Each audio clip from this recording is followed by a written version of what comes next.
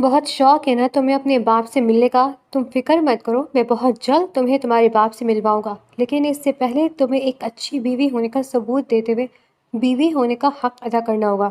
2 دن بعد ہمارا ولیمہ ہے، لیکن اس سے پہلے تمہیں ایک اچھی بیوی کی طرح میرا حق مجھے دینا ہوگا تاکہ ہمارا ولیمہ حلال ہو سکے، اور اس کے بعد میرا وعدہ ہے کہ بہت جلد تمہیں تمہارے باپ سے بھی ملوا دوں گا، لیکن پہلے ذرا اپنے شوہر سے تو ٹھیک سے مل لو۔ وہ کمرے میں داخل ہوا تو وہ ہمیشہ کی طرح ڈریسنگ روم میں بند تھی۔ وہ ڈپلیکیٹ کی سے دروازہ کھول کر اندر داخل ہوا اور اگلے ہی لمحے نہایت حق کے ساتھ اسے کھینچ بھی سمجھنے کا موقع دیے بغیر اپنے بازو میں اٹھا کر اپنے کمرے میں اپنے بیڈ پر لے آیا تھا۔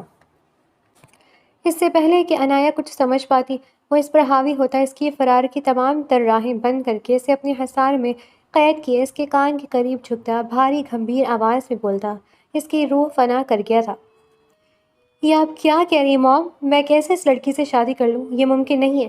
میری بیوی کو مرے ابھی تک 1 ہفتہ ہی گزرا ہے، اور آپ چاہتی ہیں کہ میں اس کے قاتلوں کو ڈھونڈنے کے بجائے اس بیوقوف سی لڑکی سے شادی کر لوں جسے ہمیشہ بچی سمجھا ہے؟ ہم دونوں کا کوئی جوڑ نہیں، وہ بہت چھوٹی ہے۔ میں نے کہا نا کہ میں اس کی شادی کسی اچھی جگہ کراؤں گا، بس مجھے کچھ وقت دے دیں۔ میں پہلے سدرا کے قاتلوں کو ان کے انجام تک پہنچانا چاہتا ہوں۔ اپنی ماں کی بات سن کر وہ غصہ ضبط کرتا بے بسی کے احساس سے بولا تھا۔ وہ 32 سالہ ڈی آئی جی شاہمیر ملک تھا، اور اس کی ماں چاہتی تھی کہ وہ 19 سالہ عنایا سے شادی کر لے۔ عنایا ایک یتیم لڑکی تھی جسے اس کے ماں باپ 3 سال کی عمر میں ہی اپنی بہن کے یتیم خانے سے لے کر آئی تھی۔ تب شاہمیر کی عمر 16 سال تھی۔ وہ انہیں بےحد پسند آئی تھی اور وہ اسی مقصد کے لیے اسے اپنے ساتھ لائی تھی کہ وہ خود اس کی پرورش کر کے اسے اپنے اکلوتے بیٹے کی دلہن بنائیں گی۔ لیکن شاہمیر نے ان کی مرضی کے خلاف جا کر اپنی پسند سے شادی کر لی تھی، کیونکہ اس کے نزدیک عنایا ابھی بچی تھی۔ اس نے عنایا کو ہمیشہ چھوٹی بہن کی نظر سے دیکھا تھا، جس پر وہ بہت خفا تو ہوئی لیکن پھر خاموش ہو گئی۔ انہیں عنایا بےحد عزیز تھی۔ وہ تھی بھی اتنی پیاری اور معصوم سی کہ کسی کے دل میں اتر جائے۔ پتہ نہیں ان کے بیٹے کو اس میں کیا خامی نظر آئی تھی جو اسے چھوڑ کر ایک عام سی شکل و صورت والی لڑکی سے شادی کر لی۔ عنایا کو انہوں نے بیٹی کی طرح پالا تھا۔ شاہمیر کی شادی کے بعد انہیں اب اس معصوم لڑکی کی فکر تھی، لیکن جب شاہمیر کی بیوی اچانک ہی مر گئی تو اسماء بیگم کے ذہن میں ایک بار پھر ان دونوں کی شادی کا خیال آیا۔ ان کا بیٹا ویسے بھی بہت ٹوٹا ہوا اور بکھرا ہوا تھا، اور ان کے نزدیک عنایا ان کے بیٹے کو سمیٹ کر واپس زندگی کی طرف لا سکتی تھی، اور اس طرح ان کا خواب بھی پورا ہو جاتا۔ اس لیے موقع دیکھ کر ہی انہوں نے شاہمیر سے بات کی تھی۔ تم نے پہلے بھی اپنی مرضی کی ہے اور میں خاموش ہو گئی، تمہاری خوشی کی خاطر برداشت کر لیا، لیکن اب تم میری بات مانو گے یا پھر ہمیشہ کے لیے مجھ سے رشتہ ختم کر لو؟ سمجھ لو بیوی کے ساتھ ساتھ تمہاری ماں بھی مر گئی آج۔ اگر تم نے عنایا سے نکاح نہ کیا تو میں تم سے ہر رشتہ ختم کر لوں گی۔ اپنی ماں کی بات پر وہ بے یقینی سے انہیں دیکھنے لگا، جن کا انداز یہ صاف ظاہر کر رہا تھا کہ وہ سنجیدہ ہیں۔ ٹھیک ہے، جیسے آپ کی مرضی، مجھے کوئی اعتراض نہیں ہے۔ وہ کچھ لمحے خاموشی سے کسی غیر مرئی نقطے کو گھورتا رہا اور پھر آخر میں نہ چاہتے ہوئے بھی اپنی ماں کی خواہش کے آگے سر جھکا گیا۔ اس کی ماں تو جیسے ہتھیلی پر سرسوں جمائے ہوئی تھی، اس کے اقرار کرتے ہی اسی دن شام کو اس کا نکاح کروا دیا۔ شاہمیر نے اپنی ماں کی خاطر نکاح تو کر لیا تھا، لیکن اس کے اندر ایک ایسا طوفان اٹھا ہوا تھا جو سب کچھ تباہ کر دینا چاہتا تھا۔ اس کی محبوب بیوی کو 1 ہفتہ پہلے ہی بے دردی سے قتل کر دیا گیا تھا، اور اسے ابھی تک اپنی بیوی کا قاتل نہیں ملا تھا، اور یہاں اس کی ماں نے زبردستی اس کا نکاح اس لڑکی سے کروا دیا تھا جسے ہمیشہ بچی کی نظر سے دیکھا تھا۔ وہ کوئی غسیل یا سخت مزاج انسان نہیں تھا، وہ تو بہت ہی کول مائنڈڈ اور سنجیدہ طبیعت کا مالک تھا، لیکن بے طرفے ہونے والی واقعات کے اس نے ذہن پر بہت بری طرح اثر اندوز ہوئے تھے کہ وہ اپنا آپا کھو رہا تھا۔ اسے اپنی برداشت ختم ہوتی معلوم ہو رہی تھی۔ وہ اس وقت بے بسی کی اس انتہا پر تھا کہ اس کا دل چاہ رہا تھا کہ پوری دنیا کو آگ لگا دے۔ وہ ایک بہت بڑی پوسٹ پر ہونے کے باوجود بھی ابھی تک اپنی بیوی کو انصاف نہیں دلا پایا تھا۔ اس قدر باروب اور مضبوط ہونے کے باوجود اپنی ماں کے سامنے بے بس ہو گیا تھا۔ یہ سب اس کی برداشت سے باہر تھا۔ اپنی ماں سے وہ بے حد محبت کرتا تھا، اس لیے ان کے سامنے خاموش رہا، لیکن اپنے کمرے میں آتے ہی اس کا تمام تر قہر اور غصہ اس نازک سی جان پر اترا تھا جو کہ اس کے کمرے میں دلہن بنی بیٹھی اس کا انتظار کر رہی تھی۔ یہ کیا بےہودگی پھیلا رکھی ہے تم نے؟ کیا لگتا ہے کہ یوں بن سمن کر میرے سامنے آؤ گی تو تمہارے حسن کو دیکھ کر تمہیں اپنا لوں گا؟ بھولو مت کہ میں سدرا سے محبت کرتا ہوں، اس کی جگہ مر کر بھی کسی کو نہیں دوں گا۔ فوراً اٹھو اور دفع ہو جاؤ میری نظروں کے سامنے سے۔ یہ نکاح صرف اور صرف موم کی وجہ سے مجبوراً کیا ہے میں۔ تمہارا تمام عمر صرف اور صرف سدرا کا وفادار رہوں گا۔ اس کے قاتل کو سزا دینے کے بعد بہت جلد تمہیں آزاد کر دوں گا۔ اس لیے اگر ذہن میں کوئی خرافات پال رکھی ہے تو انہیں ابھی اسی وقت نکال دو اور اپنا بوریا بستر سمیٹ کر ڈریسنگ روم میں شفٹ ہو جاؤ۔ مجھے کمرے میں دوبارہ نظر مت آنا، سمجھی؟ اپنے کمرے میں آتے ہی وہ تمام طرز ضبط ختم ہونے پر غصے سے دھاڑا تھا اور وہ معصوم صحن پر خوفزدہ سی اس شخص کو دیکھنے لگی جس کا ہمیشہ نرم اور مہربان انداز دیکھا تھا، لیکن اب تو اسے دیکھ کر ہی خوف آ رہا تھا۔ وہ وحشت اور قہر کی زندہ تصویر بنا ہوا تھا۔ عنایہ کو یہ وہ شخص لگا ہی نہیں جسے وہ بچپن سے جانتی تھی، یہ تو کوئی اور ظلم و جابر انسان معلوم ہوتا تھا۔ بیٹھی میرا منہ کیا دیکھ رہی ہو؟ سنا نہیں میں نے کیا کہا؟ دفع ہو جاؤ یہاں سے، مجھ سمیت اس کمرے اور کمرے کی ہر شے پر صرف اور صرف سدرا کھا کر۔ اس لیے فوراً اٹھو اس بیڈ سے، اور ہاں خبردار جو ڈریسنگ روم میں سدرا کی کسی چیز کو چھونے کی بھی کوشش کی تمہارا وہ حشر کروں گا کہ یاد رکھو گی۔ صرف موم کی وجہ سے تمہیں ڈریسنگ روم میں رہنے کی اجازت دے رہا ہوں، ورنہ میرا بس چلتا تو تمہیں دھکے مار کر اس کمرے سے نکالتا۔ وہ پہلے سے بھی زیادہ شدت سے دھاڑا کہ وہ معصوم سی جان کانپ کر بجلی کی سی تیزی سے اپنی جگہ سے اٹھتی گرتی پڑتی تیزی سے ڈریسنگ روم میں جا کر بند ہوئی تھی اور اپنے سینے پر ہاتھ رکھ لیا تھا۔ اسے لگ رہا تھا اس کا دل خوف کے مارے باہر آ جائے گا۔ اس کی آنکھوں سے بے اختیار آنسو بہنے لگے تھے۔ یہ شخص اس کی لڑک پن کی محبت تھا، لیکن جب اس نے اپنی پسند سے شادی کر لی تو اس نے بھی اپنی محبت کو دل میں ہی دفنا دیا۔ اس شخص نے ہمیشہ اس کے ساتھ شفقت بھرا سلوک کیا تھا۔ اس شخص کی مہربان طبیعت ہی تو اس کے معصوم سے دل میں محبت کا بیج بو گئی تھی۔ پھر اسما بیگم نے بھی اسے شروع سے یہ احساس دلایا کہ وہ شاہمیر کی دلہن بنے گی، مگر جب وہ کسی اور کا ہو گیا تو اس نے بھی اپنے تمام تر اذیت اور تکلیفیں اپنے اندر اتارنے اس محبت کو ہمیشہ کے لیے خود میں ہی جذب کر لیا۔ لیکن پھر اچانک اس کی شادی کے 1 سال بعد ہی جب اس کی بیوی کا قتل ہو گیا اور کچھ دنوں بعد ہی شاہمیر کی ابتر حالت دیکھتے ہوئے جب اسما بیگم نے اس سے التجا کی کہ وہ ان کے بیٹے سے شادی کر لے تو وہ غزغز سی رہ گئی۔ وہ اس شخص سے محبت ضرور کرتی تھی لیکن کبھی اسے حاصل کرنے کی چاہ نہیں کی تھی۔ اس کی بیوی کی موت کا ذمہ دار وہ کہیں نہ کہیں خود کو ٹھہرا رہی تھی، حالانکہ اس معصوم کا اس سب میں کوئی ہاتھ نہیں تھا۔ اس نے تو کسی کو کبھی بد دعا تک نہیں دی تھی۔ اس کی محبت تو بڑی معصوم اور بے زر سی تھی۔ وہ تو بس اس شخص کو خوش دیکھ کر ہی خوش ہو جاتی تھی۔ وہ پہلے ہی گلٹ میں مبتلا تھی کہ شاید اس کی محبت اور حسد اس شخص کی خوشیاں کھا گیا ہے، اس لیے نکاح والی بات پر اپنے دل کی التجاؤ کو نظر انداز کرتے ہوئے انکار کر دیا۔ لیکن اسما بیگم کے مستلزل اصرار پر وہ نہ چاہتے ہوئے مان گئی۔ 2 دن بعد ہی نہایت سادگی سے اس کا نکاح شاہمیر سے کر دیا گیا۔ اسما بیگم نے اسے نہایت کی خوبصورتی سے تیار کروا کے شاہمیر کے کمرے میں پہنچا دیا تھا، لیکن شاہمیر کا رویہ اس معصوم کا دل بری طرح توڑ گیا تھا۔ مانا وہ خود کو قصوروار سمجھ رہی تھی، وہ بری طرح شرمندہ تھی، لیکن پھر بھی اس مہربان شخص سے ایسے رویے کی امید نہیں رکھتی تھی۔ اس دل خوف سے ابھی تک کانپ رہا تھا۔ اس کے الفاظ کسی بھرچی کے مانند دل کو زخمی کر گئے تھے۔ دل میں عجیب سے وہم اور وسوسے اٹھ رہے تھے، کہیں اس شخص کو معلوم تو نہیں ہو گیا کہ وہ اسے پسند کرتی تھی۔ وہ معصوم سوچ سوچ کر ہلکان ہو رہی تھی۔ اسے ابھی تک یہی نہیں سمجھ آ رہا تھا کہ آخر اس شخص کے اس رویے کی وجہ کیا ہے۔ اس نے وہ پوری رات وہی ڈریسنگ روم کے دروازے سے ٹیک لگا کر مختلف قسم کی سوچوں میں گم گزار دی تھی۔ ساری رات وہ ایک لمحے کے لیے بھی نہیں سوئی تھی۔ پوری رات روتے روتے پتہ نہیں سحر کے وقت کب بیٹھے بیٹھے ہی اس کی آنکھ لگ گئی، اسے معلوم بھی نہ ہو سکا۔ اگلی صبح دروازہ دھڑا دھڑ بجنے سے اس کی آنکھ کھلی تھی۔ کچھ گھنٹوں پہلے ہی اس کی آنکھ لگی تھی اور اب شاہمیر کی چنگاڑتی ہوئی آواز سن کر وہ ہڑبڑا کر اٹھی تھی اور ڈرتے ڈرتے دروازہ کھولا تھا۔ کہاں مر گئی تھی؟ کب سے دروازہ بجا رہا ہوں؟ دروازہ کھلتے ہی وہ غصے سے بولا تھا۔ وہ پوری رات گھر سے باہر مختلف قسم کی تحقیقات میں لگا رہا تھا اور صبح ہونے سے کچھ دیر پہلے ہی واپس آ گیا تھا تاکہ اپنی ماں پر یہ ظاہر کر سکے کہ وہ پوری رات یہیں پر تھا۔ وہ میری آنکھ لگ گئی تھی، وہ گھبرائے ہوئے انداز میں بولی تھی۔ میری ایک بات کان کھول کر سن لو، یہاں اس کمرے میں ہم دونوں کے درمیان جو کچھ ہوگا اس کی بھنک بھی باہر کسی کو نہیں لگنی چاہیے، خاص کر کے موم کو۔ تم انہیں پوری طرح مطمئن کرو گی کہ ہم دونوں کے درمیان سب کچھ ٹھیک ہے، اور خبردار جو کوئی ناٹک کرنے کی یا جھوٹی ہمدردیاں سمیٹنے کی کوشش کی تو مجھ سے برا کوئی نہیں ہوگا۔ اب یہ فضول سا لباس اتارو اور کچھ ڈھنگ کا پہن کر باہر آؤ، ہم دونوں کو ساتھ میں ناشتے کے لیے جانا ہے، اور چہرے پر مسکراہٹ لاؤ۔ میں نہیں چاہتا کہ میری ماں کو شک ہو اور وہ پریشان ہو، سمجھ گئی؟ مقابل کی باتوں پر وہ اپنے اندر تک اذیت اترتی محسوس کرتے ہوئے بھی چہرے پر کوئی تاثر لائے بغیر تیزی سے اسماعت میں سر ہلا گئی تھی۔ وہ الگ بات تھی کہ دل ٹوٹ کر ٹکڑوں میں تقسیم ہوا تھا۔ کچھ ہی دیر میں اس نے الماری سے اپنا ایک ڈریس نکالا جو کہ اسما بیگم نے یہاں سیٹ کروائے تھے۔ وہ بے دلی سے ڈریسنگ روم سے مغلقہ واش روم میں فریش ہو کر جلدی سے چینج کرتی باہر آ گئی۔ وہ دونوں ایک ساتھ ہی کمرے سے باہر آئے تھے تاکہ اسما بیگم کو مطمئن کر سکے۔ ان دونوں کو ساتھ دیکھ کر وہ واقعی کافی پرسکون نظر آ رہی تھی۔ عنایہ بیچاری چہرے پر زبردستی کی مسکراہٹ سجائے گھبرائی ہوئی سی ان سے ملی تھی جو کہ ان دونوں کو ڈھیروں دعائیں دے رہی تھی۔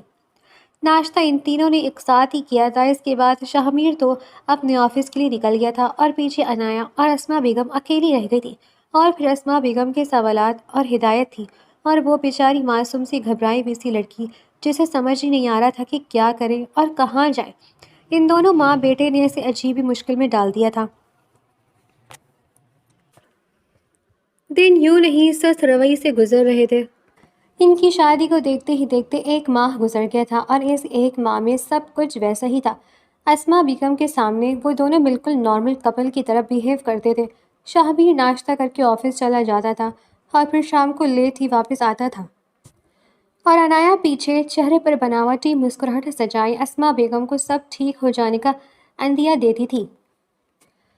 پورا دن تو اس کا اسما بیگم کے ساتھ گزر جاتا تھا اور جب شاہمیر گھر آتا تب اس کا اصل امتحان شروع ہوتا تھا، کیونکہ اسما بیگم اسے بار بار شاہمیر کے ساتھ زیادہ وقت گزارنے اور اسے اپنی جانب متوجہ کرنے کا کہتی تھی۔ وہ اسے خود تیار کر کے شاہمیر کے پاس بھیجتی تھی اور وہ زیادہ تر ایک نظر اس کی اسٹڈی کے بند دروازے پر ڈال کر خاموشی سے جا کر ڈریسنگ روم میں بند ہو جاتی تھی۔ اگر کبھی اس سے سامنا ہو بھی جاتا تھا، اس کے سخت انداز اور کڑوی باتیں سن کر وہ معصوم سی لڑکی مزید بکھر جاتی تھی۔ شاہمیر کے واپس آنے کے بعد اس کا پورا وقت اور رات ڈریسنگ روم میں گزرتی تھی، جہاں ایک درمیانی سائز کے کاؤچ پر وہ کمفرٹر ڈال کر سو جاتی تھی۔ شاہمیر کا رویہ اور اس کے سر تاثرات دیکھ کر اس کی کبھی اسے مخاطب کرنے کی ہمت ہی نہیں ہوئی تھی، بلکہ وہ کوشش کرتی تھی کہ اس سے سامنا نہ ہی ہو۔ لیکن اسما بیگم کے ہوتے ہوئے یہ تقریباً ناممکن تھا۔ ان کے حکم پر اسے نہ چاہتے ہوئے بھی شاہمیر کو ناشتہ اور ڈنر سرو کرنا پڑتا تھا۔ وہ جیسے ہی واپس آتا، اسما بیگم اسے کسی نہ کسی کام کے بہانے اس کے پاس بھیج ہی دیتی تھی۔ یوں نہ چاہتے ہوئے بھی ان کا دن میں ایک دو بار سامنا ہو جاتا تھا۔ اسما بیگم کے سامنے تو وہ لحاظ کرتے ہوئے شرافت کا مظاہرہ کرتا تھا، لیکن اکیلے میں اس کا وہی سخت انداز جس سے عنایہ کی جان جاتی تھی۔ وہ اچھے سے جانتی تھی کہ وہ اسے کس قدر ناپسند کرتا ہے۔ بظاہر سب ٹھیک ہی تھا، لیکن ہر گزرتے دن کے ساتھ عنایہ کا دل مزید اندھیروں میں ڈوبتا جا رہا تھا۔ وہ خود کو اس سب کا قصوروار سمجھ رہی تھی۔ اس کے نزدیک جو کچھ اس کے ساتھ ہو رہا تھا اور جو رویہ شاہمیر اس کے ساتھ رکھے ہوئے تھا، یہ سب اس کی سزا تھی۔ اس کے نزدیک اس کی محبت ہی اس کا جرم تھی، جس نے شاہمیر کی ہستی بستی زندگی میں آگ لگا دی تھی، جس نے اس سے اس کی بیوی چھین لی تھی۔ اس کے ذہن اور دل پر صرف ایک ہی خوف سوار تھا کہ اگر شاہمیر کو معلوم ہو گیا کہ یہ سب اس کی وجہ سے ہوا ہے تو پتہ نہیں اس کے ساتھ کیا سلوک کرے گا۔ وہ آنے والے ہر دن اسے مزید خوف، مایوسی اور شرمندگی کے گہرے گڑھے میں دھکیلتا جا رہا تھا۔ اسما بیگم کو ان دونوں پر طرح سے مطمئن کرنے کے باوجود بھی ان کے رشتے پر کچھ شک تھا۔ ان کا بیٹا جو کبھی عنایہ سے شادی کرنا ہی نہیں چاہتا تھا، وہ ان حالات میں اسے پوری طرح قبول کر چکا تھا۔ وہ بھی اتنی جلدی وہ یہ ماننے کے لیے تیار نہیں تھی۔ اور پھر عنایہ کا گھبرایا ہوا انداز، ہر وقت زبردستی خوش رہنے کی کوشش، وہ بیوقوف نہیں تھی، وہ سب سمجھ رہی تھی۔ اس لیے وہ اکثر عنایہ کو مختلف ہدایت دیتی رہتی تھی کہ وہ اپنے شوہر کو اپنی جانب متوجہ کرے، اپنے حسن سے اس کا دل اپنی جانب راغب کرے۔ وہ بھی معمول کے جیسے ہی ایک دن تھا جب اسما بیگم نے اس کی ایک نہ سنتے ہوئے اسے خوبصورت سی بلیک ساڑی پہنا کر نہایت ہی خوبصورتی سے تیار کیا اور اب اسے اس شخص کے لیے کافی بنا کر لے جانے کا کہہ رہی تھی۔ اور اس معصوم کی جان جا رہی تھی، سمجھ ہی نہیں آ رہا تھا کہ کیا کرے کہ اس شخص سے بچ جائے۔ اس کا رویہ جب سے بدلا تھا، وہ تو اب اس کے سامنے جانے سے بھی ڈرنے لگی تھی۔ پھر اس بولڈ ہولیے میں اس کے سامنے جانے کا سوچ کر ہی گھبرا رہی تھی، لیکن اسما بیگم نے اس کی ایک نہ سنی تھی اور اسے خود زبردستی شاہمیر کی اسٹڈی کے دروازے پر چھوڑ آئی تھی۔ اس کی اسٹڈی کا ایک دروازہ باہر سے کھلتا اور ایک کمرے کے اندر سے۔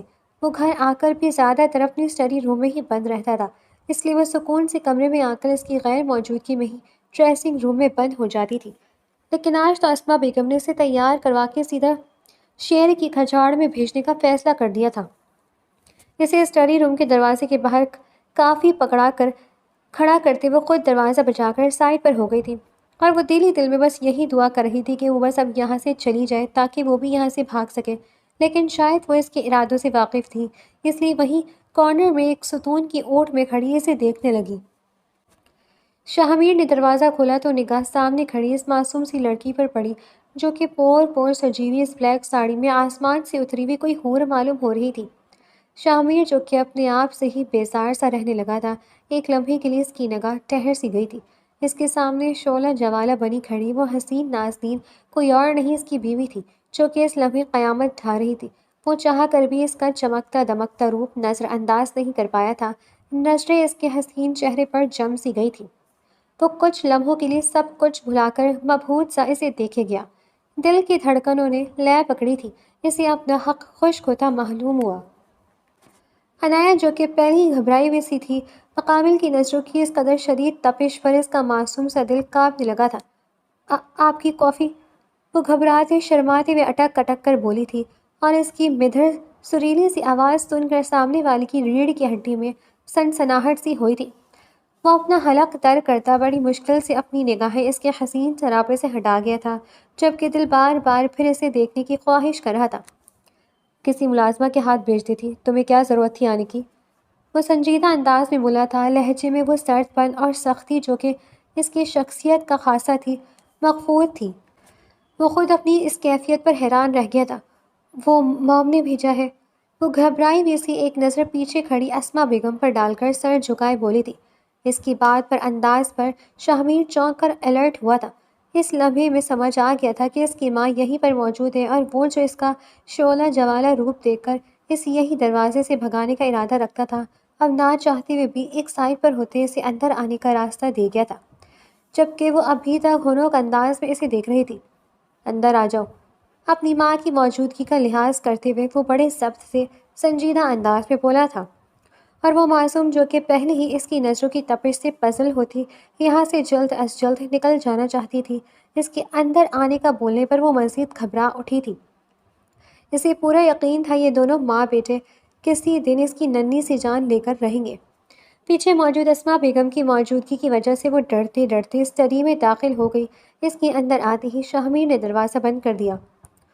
کافی یہی ٹیبل پر رکھ کر تم اس دروازے سے اندر چلی جاؤ، اور کچھ دیر ڈریسنگ روم میں ہی بند رہنا، باہر جانے کی ضرورت نہیں ہے، میں نہیں چاہتا کہ موم کو شک ہو۔ اس کے حسین سراپے سے نظریں چراتے اس میں سنجیدگی کہا تھا، جس پر وہ سر ہلاتی سامنے سائڈ ٹیبل پر کافی رکھ کر یہاں سے نکلنے کی نیت سے دروازے کی جانب بڑھی تھی، اور دروازے تک جانے کے لیے اسے شاہمیر کے پاس سے ہو کر گزرنا تھا۔ شاہمیر، جو کہ اپنا پورا دھیان اپنے موبائل کی جانب لگانے کی کوششوں میں تھا، اس کا خوشبو میں بسا وجود جب اس کے پاس سے گزرا تو پتہ نہیں کیا سوچ کر وہ اس کا بازو تھام گیا، اور یہاں مقابل کی حرکت پر اس کی رنگت فق ہوئی تھی۔ اسے لگا وہ ہمیشہ کی طرح اس کی تیاری کو تنقید کا نشانہ بنا کر پھر اسے باتیں سنائے گا۔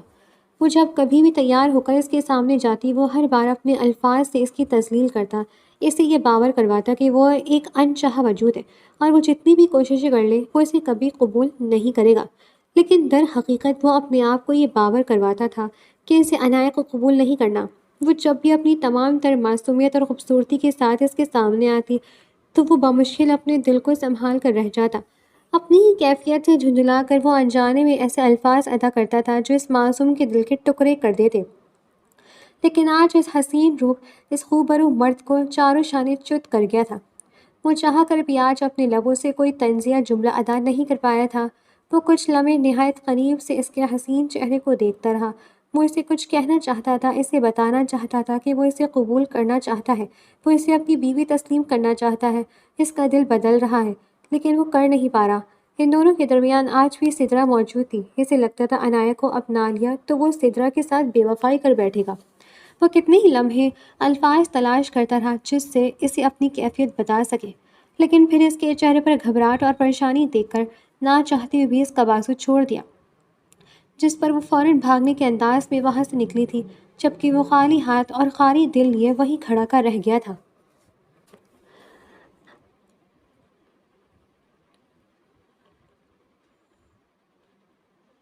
آج اسما بیگم اسے اپنے ساتھ شاپنگ پر لے آئی تھی اور وہ بے دلی سے ہر ڈریس دیکھ کر اپنے چہرے پر مصنوعی پرجوشی سے تاثرات سجائے ہوئے تھی۔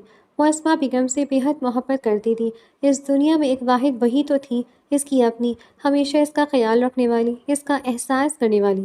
انہوں نے بالکل ماں کی طرح اس کا خیال رکھا تھا۔ وہ کسی صورت انہیں پریشان نہیں کرنا چاہتی تھی، مگر شاہمی نہ بھی کہتا تو بھی وہ کبھی انہیں پریشان نہیں دیکھ سکتی تھی۔ وہ شاپنگ کی زیادہ شوقین نہیں تھی اور اب تو ویسے ہی دل اداس تھا، اس لیے کچھ دیر بعد ہی وہ تھک کر اسما بیگم سے بیٹھنے کا کہہ کر فوڈ کورٹ کی جانب چلی گئی تھی، جبکہ اسما بیگم کو ابھی کچھ اور مزید چیزیں خریدنی تھیں۔ وہ بے دلی سے فوڈ کورٹ میں بیٹھی مینیو دیکھ رہی تھی جب ایک لڑکی اس کے پاس سے گزرتی خاموشی سے اس کے ٹیبل پر ایک نوٹ چھوڑ گئی تھی۔ اس نے چونک کر اس لڑکی کو دیکھا اور وہ نوٹ اٹھا کر اس کے پیچھے چل پڑی۔ اسے لگا کہ شاید اس نے غلطی سے یہ گرا دیا ہے۔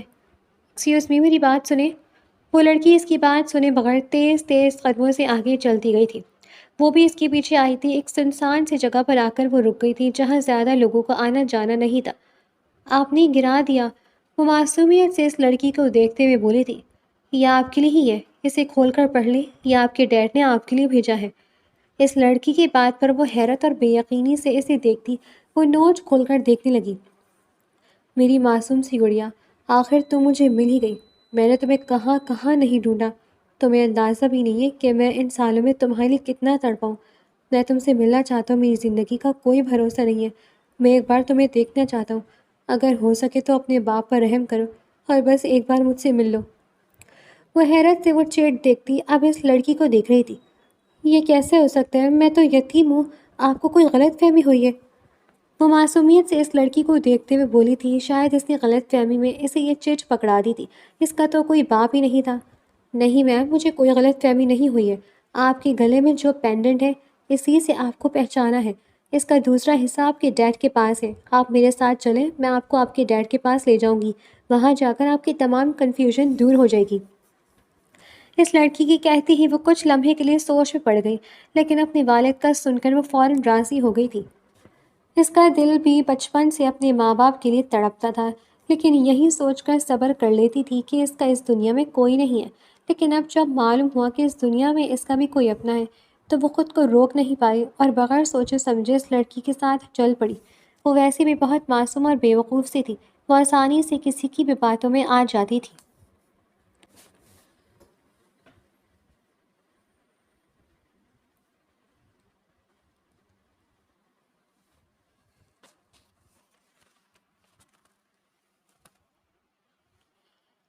وہ لڑکی اسے شہر کے ایک بہت بڑے ہوٹل میں لے آئی تھی۔ اسے ایک وی آئی پی روم کے دروازے پر لا کر اسے اندر جانے کا کہتے وہ خود وہیں رک گئی تھی۔ عنایا نے جھجک کر دروازہ ناک کیا اور اگلے ہی لمحے دروازہ خود بخود کھل گیا تھا۔ اس نے گھبرا کر ایک نظر اس لڑکی کو دیکھا جو اسے اندر جانے کا کہہ رہی تھی، اور پھر کچھ پریشان اور خوفزدہ سی وہ ہمت کرتی اندر داخل ہو گئی تھی۔ سامنے ہی صوفے پر ایک سوٹ بوٹڈ نہایت ہی باوقار سا ادھیڑ عمر شخص بیٹھا تھا، جو کہ اس کے اندر آتے ہی اپنی جگہ سے کھڑا ہوا تھا۔ میرا، میری بچی تم آ گئی، وہ شخص بے چینی سے کہتا ہوا اس کی جانب بڑھا۔ عنایا نے ایک نظر ان کے گلے میں موجود اس ہاف مون شیپ پینڈنٹ کو دیکھا جو کہ بالکل اس کے پینڈنٹ کے جیسا ہی تھا۔ اگلے ہی لمحے وہ اسے بڑی بے قراری سے اپنے سینے سے لگا گئے۔ کتنی بڑی ہو گئی ہو میری گڑیا، تمہیں نہیں معلوم ان چند سالوں میں میں کن کن اذیتوں سے گزرا ہوں۔ ہر لمحے تمہاری فکر، تمہاری یاد میرے ساتھ رہتی تھی۔ تم تو بالکل اپنی ماں کی جیسی دکھتی ہو۔ وہ اسے اپنے سینے سے لگائے محبت سے کہہ رہے تھے، جبکہ ان کا شفقت بھرا انداز دیکھ کر عنایا کی آنکھیں بھی نم ہو گئی تھیں۔ مقابل کے حصار میں اسے ایک عجیب سا تحفظ محسوس ہو رہا تھا، اپنائیت کا احساس، اور ایک عجیب سی کشش تھی جو اسے ان کی جانب کھینچ رہی تھی۔ وہ ان سے پہلی بار مل رہی تھی، اس کے باوجود اس کا دل جیسے سکون میں آ گیا تھا۔ دل نے خود ہی گواہی دی تھی کہ یہ شخص واقعی ہی اس کا باپ ہے، حالانکہ اسے ابھی تک یقین نہیں آ رہا تھا۔ وہ ابھی تک خواب کسی کیفیت میں تھی۔ وہ اکیلی نہیں تھی، اس کا کوئی اپنا تھا، کوئی اس سے بھی محبت کرنے والا تھا۔ ادھر آؤ، تمہیں کچھ دکھاتا ہوں۔ وہ بڑی محبت سے اسے اپنے بازوں کے حصار میں لیے اب ایک اور کمرے میں لے آئے تھے جہاں سامنے ایک بڑی سی تصویر میں ایک کپل کڑھا تھا، اور وہ لڑکی جو اسے نظر آ رہی تھی وہ بالکل اس کے جیسی ہی تھی۔ وہ تو اسے دیکھ کر حیران رہ گئی، اس کی آنکھیں نم ہوئی تھیں۔ کیا یہ لڑکی اس کی ماں تھی؟ یہ تمہاری ماں ہے، وہ آج زندہ ہوتی تو تمہیں دیکھ کر بے حد خوش ہوتی۔ اس دونوں کے گلے میں وہی ہاف مون والے پینڈنٹ تھے جنہیں ملا کر فل مون بنتا تھا، جن میں سے ایک اس نے انایا کے پہن رکھا تھا۔ دل میں جو تھوڑا بہت وہم و گمان تھا وہ اب پوری طرح ختم ہو چکا تھا۔ دل کو یقین آ گیا تھا کہ سامنے کھڑا شخص واقعی اس کا باپ ہے۔ وہ اب بے قراری سے اپنے والد کے سینے سے جا لگی تھی، جس کے لمس اور احساس کے لیے وہ تمام عمر تڑپتی رہی تھی۔ اسما بیگم، اسے ماں کا پیار تو ملا تھا، لیکن باپ کی شفقت اور محبت کے لیے وہ ہمیشہ ترسی تھی۔ آپ کہاں تھے اتنے وقت سے؟ آپ نے کیوں مجھے یوں بے یار و مددگار چھوڑ دیا؟ میں نے زندگی کے ہر لمحے، ہر مرحلے میں آپ کو یاد کیا۔ آپ کو احساس بھی نہیں کہ میں کتنا ترسی ہوں آپ کی شفقت و محبت کے لیے۔ وہ روتے ہوئے اپنے باپ سے شکوہ کرتی، ان کی آنکھیں بھی نم کر گئی تھی اور وہ بڑی محبت سے اسے بہلا کر اپنی آغوش میں لے گئے تھے۔ وہیں دوسری جانب مال میں اسما بیگم اسے کہیں نہ پا کر پریشان ہو گئی تھی اور انہوں نے فوراً شاہمیر کو کال کر کے سب کچھ بتا دیا تھا۔ اس کے کہیں غائب ہو جانے کا سن کر شاہمیر بھی بے چین سا ہو گیا تھا اور سب کام چھوڑ چھاڑ کر سیدھا مال پہنچا تھا۔ اس نے پورا مال سیل کروا کے اسے ہر جگہ تلاش کیا تھا، لیکن وہ اسے کہیں نہیں ملی تھی۔ وہ لڑکی اسے نہایت چالاکی سے CCTV کیمراز کی نظر سے بچا کر وہاں سے نکال لائی تھی۔ اسما بیگم کو تسلی دے کر گھر بھیجا تھا، لیکن خود وہ بری طرح پریشان ہو گیا تھا۔ وہ آخر کہاں چلی گئی تھی وہ ماننا نہیں چاہتا تھا، لیکن جس دن سے اسے ایک بلیک ساڑی میں دیکھا تھا تبھی سے اس کا دل بے چین تھا اور وہ خود سے ہی لڑتا تھا، خود کو یہ باور کروانے کی کوشش کر رہا تھا کہ اس کی محبت صرف اور صرف سدرا ہے اور پھر انایا اس کے لیے صرف ایک چھوٹی سی بچی ہے۔ وہ کیسے اس کے بارے میں یہ سب سوچ سکتا تھا؟ لیکن ان کے درمیان موجود حلال رشتہ اور اس کی کشش اسے نہ چاہتے ہوئے بھی اس کی جانب کھینچ رہی تھی۔ اس کے جذبات بدل گئے تھے اور وہ اپنے ہی جذبات سے نظریں چرا رہا تھا، اور اب جب وہ اچانک غائب ہو گئی تھی تو اسے لگ رہا تھا وہ پاگل ہو جائے گا۔ وہ سب کچھ بھول گیا تھا۔ اس کے دل اور دماغ پر اس وقت صرف اور صرف انایا سوار تھی اور وہ پاگلوں کی طرح اسے ہر جگہ تلاش کر رہا تھا۔ ایسا لگ رہا تھا وہ نہیں ملی تو پتہ نہیں کیا ہو جائے گا۔ اس قدر تکلیف اور اذیت تو اسے سدرا کے مرنے پر بھی نہیں ہوئی تھی جتنی اس وقت اسے محسوس ہو رہی تھی۔ اب اسے احساس ہوا تھا کہ وہ لڑکی پتہ نہیں کب کیسے اس کے لیے بے حد ضروری ہو گئی تھی۔ وہ زندگی میں پہلی بار خوفزدہ ہوا تھا، اسے کچھ ہو نہ گیا ہو، کسی نے اسے نقصان نہ پہنچا دیا ہو۔ ذہن میں عجیب و غریب قسم کے وہم و وسوسے پیدا ہو رہے تھے۔ کچھ ہی لمحوں میں اس نے پورا شہر سیل کروا دیا تھا اور وہ ہر جگہ اسے تلاش کر رہا تھا۔ اسے لگ رہا تھا کہ اس لڑکی کو کچھ ہوا یا وہ نہ ملی تو شاید وہ اپنی جان سے جائے گا۔ اس لمحے وہ اپنی ڈیوٹی، اپنی محبوب بیوی کا قتل کیس سب کچھ بھول گیا تھا۔ اسے انایا کے سوا کچھ یاد ہی نہیں رہا تھا۔ وہ بس ہر حال میں اسے اپنے سامنے دیکھنا چاہتا تھا۔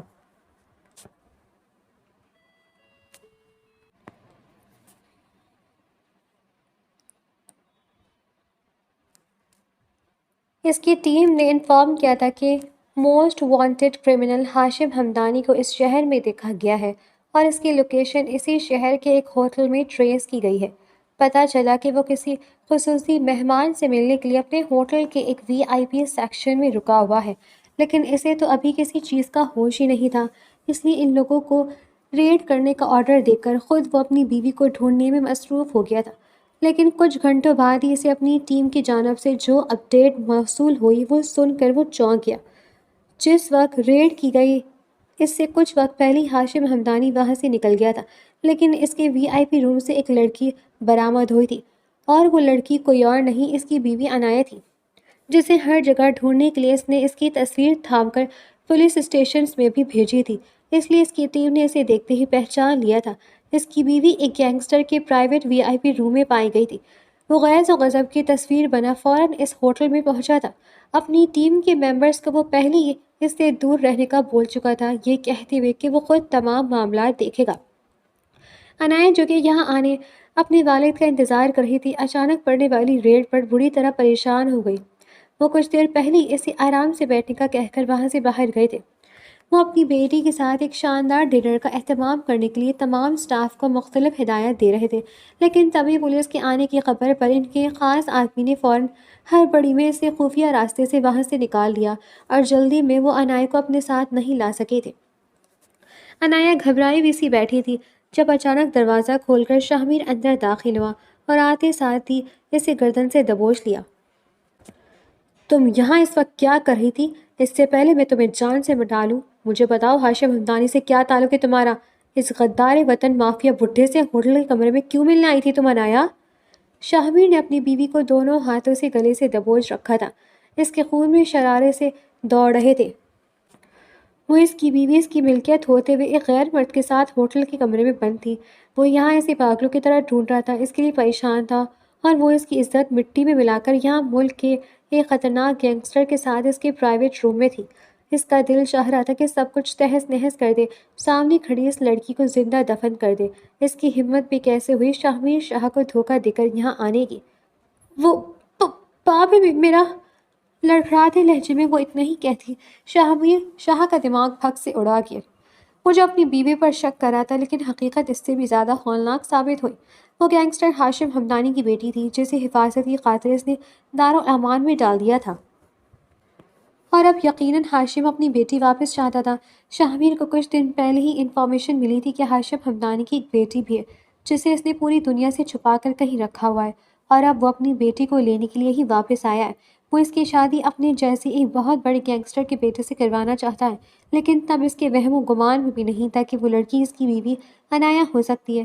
اس کمرے کی تلاشی لینے پر وہ بھی یہ سمجھ چکا تھا کہ وہ واقعی ہاشم ہمدانی کی بیٹی ہی ہے، اور اسے اب اپنا پورا وجود ایک اندیکھی آنکھ میں جھلستا ہوا محسوس ہو رہا تھا۔ اس لڑکی پر الگ غصہ آ رہا تھا۔ وہ شخص بے شک اس کا باپ تھا، لیکن پھر بھی وہ یوں بغیر بتائے منہ اٹھائے کیسے اس کا خطرناک شخص سے ملنے آ سکتی تھی؟ وہ نہایت غصے سے اسے اپنے ساتھ لیے واپس مینشن میں آیا تھا۔ اسما بیگم اسے واپس دیکھ کر بے حد خوش ہوئی تھی، اور روتے ہوئے اسے فوراً اپنے سینے سے لگا لیا تھا، جبکہ کچھ فاصلے پہ کھڑا وہ حسین نوجوان دانت پر دانت جمائے اس وقت ضبط کی انتہا پر تھا۔ اسے اپنا پورا وجود جلتا ہوا محسوس ہو رہا تھا۔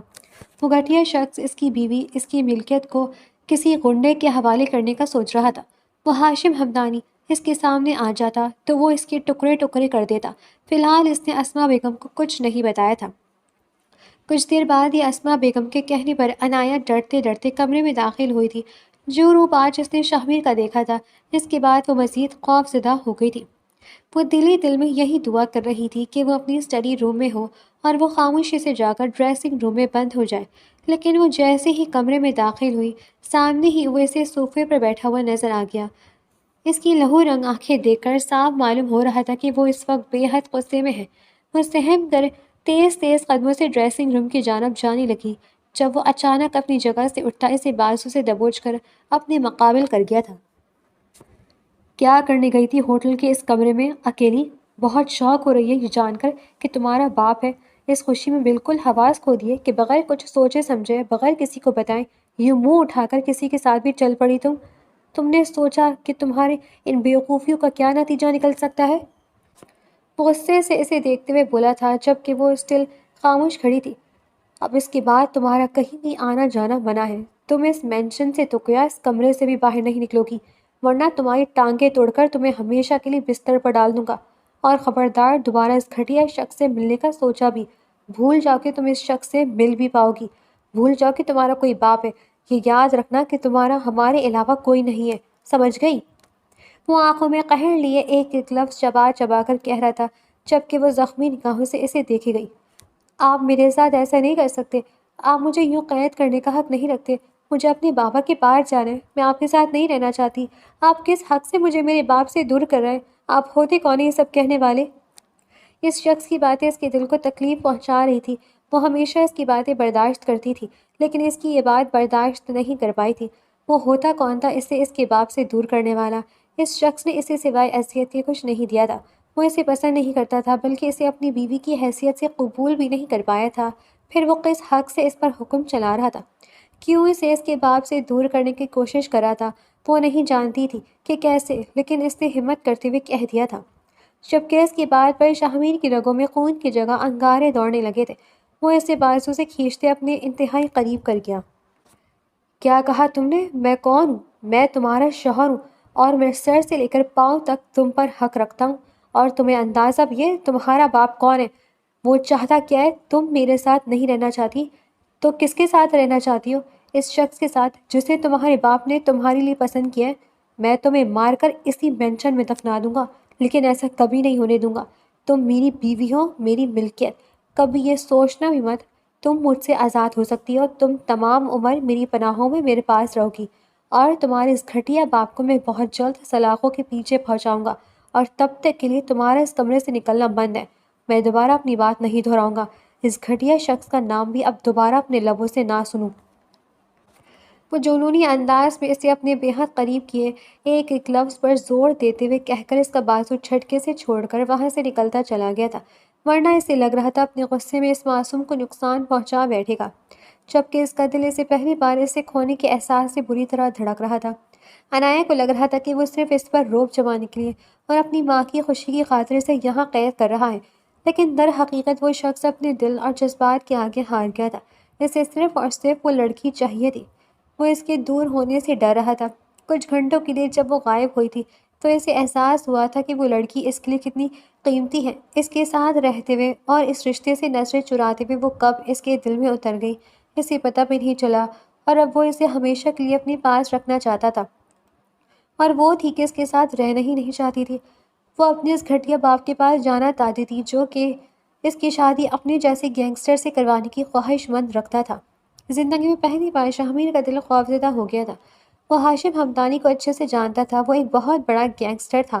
وہ یقیناً اپنی بیٹی کو واپس حاصل کرنے کے لیے ہر ممکن کوشش کرے گا، اس لیے اس نے اپنے مینشن کے ارد گرد نہایت ہی ٹائٹ سی سیکیورٹی کا بندوبست کیا تھا، ساتھ ہی اسما بیگم کو کچھ وقت کے لیے ملک سے باہر ان کے بھائی کے پاس بھیج دیا تھا۔ ایک تو وہ نہیں چاہتا تھا کہ انہیں اس معاملے کی خبر ہو کہ عنایہ اصل میں کون ہے، اور دوسرا وہ چاہتا تھا کہ ہاشم حمدانی اپنی بیٹی کو حاصل کرنے کے لیے ہر حد تک جائے، اور وہ نہیں چاہتا تھا کہ اس کی ماں کو کوئی نقصان پہنچے، اس لیے انہیں یہاں سے بھیج دیا تھا۔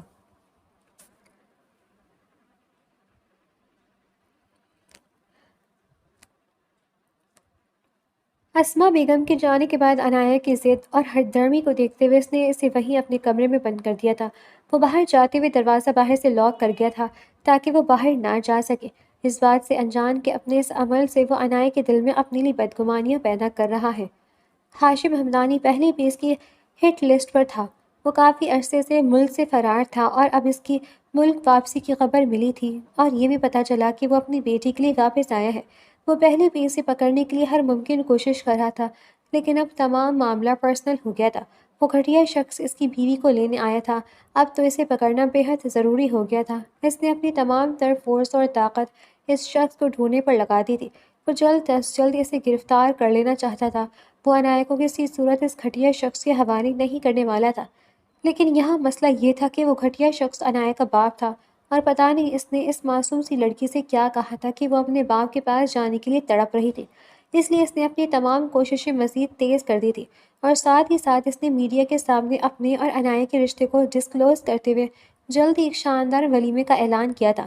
وہ چاہتا تھا کہ ہاشم حمدانی سمیت پوری دنیا کو معلوم ہو جائے کہ عنایہ اس کی بیوی اور اس کی ملکیت ہے، اور وہ اسے کسی صورت نہیں چھوڑے گا۔